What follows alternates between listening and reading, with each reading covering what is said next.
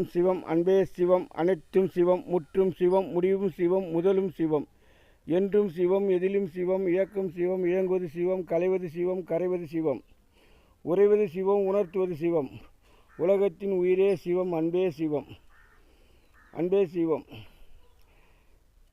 இறைவனுடைய இயற்கை வழிபாடு அது இறைவன் வழிபாடு என்னவென்றால் சிவபுராணமே இதற்கு அக்காலத்தில் இக்கால வரை உலகம் இலக்கமாகி கொண்டிருக்கிறது.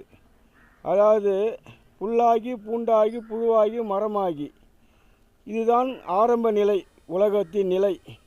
மரத்தோடு தான் புழு பூச்சியெல்லாம் பறவையெல்லாம் பிறக்கவில்லை. இது ஒரு யுகம். அதற்கு பிறகு பறவையாகி பாம்பாகி கல்லாகி மனிதராகி பேழாகி இது ஒரு யுகம். இது போன்ற நிலை என்ன தெரியுமா? உங்களுக்கு புரியாது. அதனால் உங்களுக்கு புரியும்படி கூறுகிறேன். இது காலத்துடன் எவ்வாறு உயிர்கள் பிறந்து வளர்ந்ததோ அந்த நிலையில்தான் காலத்துடன் மக்கள் தொகையும் பின்தொடர்ந்து பிறந்து வருகிறது. அந்த மக்கள் தொகை அடிப்படையில்தான் கடைசியாக உருவெடுத்தது அரசியல். மக்கள் தொகை காரணமாகத்தான் உங்கள் அரசியலை உருவாக்கினான் இறைவன். ஆனால் அதற்கேற்ற சட்டத்திட்டத்தை ஆராய்ந்து முன்னோர் காலத்திலே அதை எழுதப்பட்டதை அதை நீங்கள் மூளையில் முடுக்கிவிட்டீர்கள். இன்று உங்கள் இச்சைக்கு சட்டத்தை வகுத்து கொண்டு செயல்படும் நிலைக்கு மக்களையும் மக்களோடு சேர்ந்த நிறுவனங்களையும் அடிமையாக்கி வைத்து உள்ளீர்கள். இதற்கு என்ன பொருள்? உங்கள் அடிப்படையில் பார்த்தால்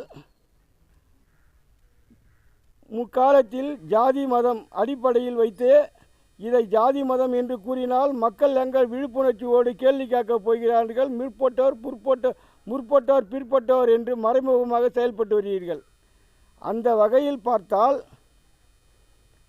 பார்த்தால் கட்சிக்காரர்களும் அந்த மதத்தை சார்ந்தவர் தானே. இவர்களுக்கு மட்டும் ஏன் இந்த கோடிக்கணக்கில் சொத்து உள்ளது, கோடிக்கணக்கில் பொருள் உள்ளது, கோடிக்கணக்கில் அனைத்தும் அடங்கி உள்ளது. இவர்களும் அந்த நிலையில் செல்வது தானே முறை, அதுதானே நீதி, அதுதானே தர்மம். உங்களுக்கு என்று உங்களுடைய பதவி இருந்தால் உங்களுக்கு ஒரு தனி நீதியா? யார் தந்தது? இறைவன் எழுதி வைத்துள்ளானா? எந்த சட்டத்திலாவது? மக்களை முன்னே எடுத்து உரைக்க வேண்டும். மறைமுகமாக செயல்படக்கூடாது.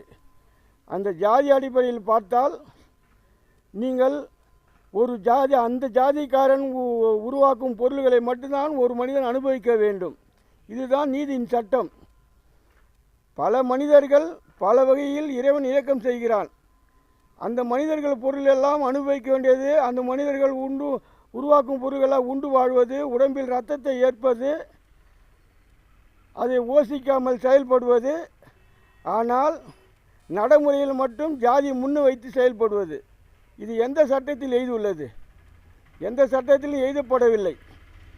நீங்களாக வகுத்து கொண்டீர்கள் காலத்துடன். காரணம், நீங்கள் வாழ்வதற்காக.